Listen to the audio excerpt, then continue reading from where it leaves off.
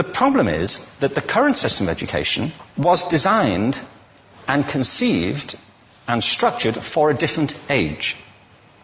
It was conceived in the intellectual culture of the Enlightenment and in the economic circumstances of the Industrial Revolution. Before the middle of the 19th century, there were no systems of public education. But the model we have is this. I believe we have a system of education that is modeled on the interests of industrialism and in the image of it. I'll give you a couple of examples. Schools are still pretty much organized on factory lines, ringing bells, separate facilities, specialized into separate subjects. We still educate children by batches. We put them through the system by age group. Why do we do that? Why is there this assumption that the most important thing kids have in common is how old they are?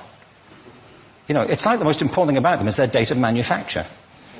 Perspective, which is that we're at this really strange time in our country's history, where we have record high unemployment in a generation, millions of people looking for work, and yet at the very same time, we have lots of employers who say they have over 3 million job openings, and yet they can't find qualified people to fill these openings. Just think about that for a second. Millions of people looking for jobs, and millions of jobs with employers that say they can't find people to fill them. It's a really strange paradox right now in our country's history. And in the past, what we would do when we had this talent mismatch is turn to our traditional institutions of higher education to help solve these problems. But just as we would like to do that right now, our traditional institutions of higher education are literally going through a crisis of their own. For many of them, their business models are fundamentally collapsing. At a time when we need them to be expanding access and doing a better job of preparing students for this world, they're actually limiting access, or in some cases, even rolling it back. And in the absence of huge infusions of cash, they tell us, they can't solve this problem.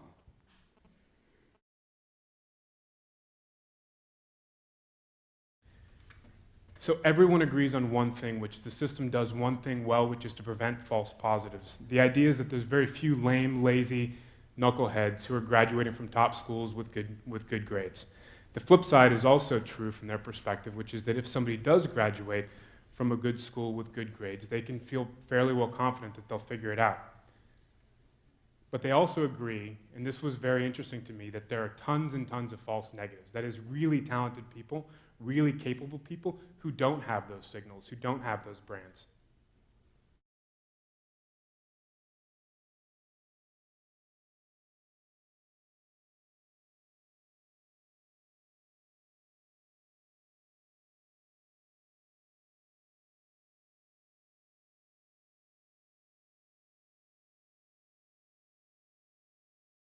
All this stuff that you need to be successful as a student will be available for free online. Why? Because we can do it, and we want you to be successful. That's why. So that's what the new university would look like. Now, we're trying to build one of these, and we're going to launch it in a few months. We're right here in San Francisco. Let me talk to you about, let me compare that university to the existing model, right? In the old model, it's pay first, access later. In the new model, it's access first, pay later. In the old model, there's a significant cost of failure.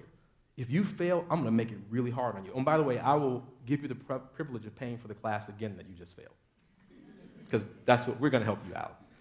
In the old model, right, time is a constraint. Everybody gets tested on the same day, and has anybody ever seen the commercial where you stay at Holiday Inn and you get really smart, right? Okay, if you stay at Holiday Inn on December 11th and the test is on the 12th, you get an A, great. If not, your problem. So you either know it or you don't on the day that I'm testing you, right?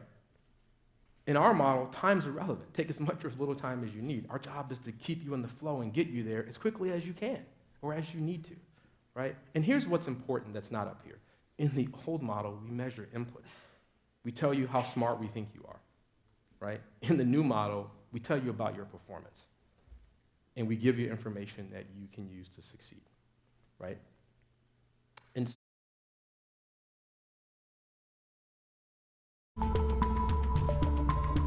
Welcome to MITx, MIT's worldwide online learning initiative. We are delighted to have you join us for 6002X, Circuits and Electronics, the inaugural course of MITx. Okay, welcome to 6002. 6002X is the same as the Electronic Circuits course taken by MIT students as their first course in an EE or EECS major at MIT. This course is free. You will have the opportunity to earn an MITx pilot certificate with your grade at the end of this course. In this experimental first course of MITx, these certificates are also free. Now, this is the prototype course, and we welcome your participation and any feedback you might have to improving the learning experience. Let's get started.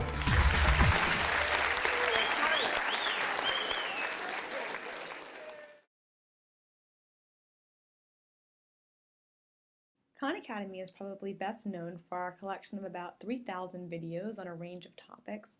We're equally excited about our practice exercises and our real-time data reports, and so I wanted to take a few minutes just to explain how our exercises and our real-time data reports work. As I've started to talk with folks about what a new system of credentialing might look like, what the structure of that better system would look like, there's been very little disagreement. The word badges are everywhere right now. Think about it. Google uses badges. GE uses badges. There's ways to validate people's competency. You look at Stack Overflow. The Valley is overflowing with ways to help people find better talent in this part of the economy. The US military uses badges famously. And some in academia are calling these things stackable credentials that you can put together and mix and match however you want to in order to get where you're trying to go.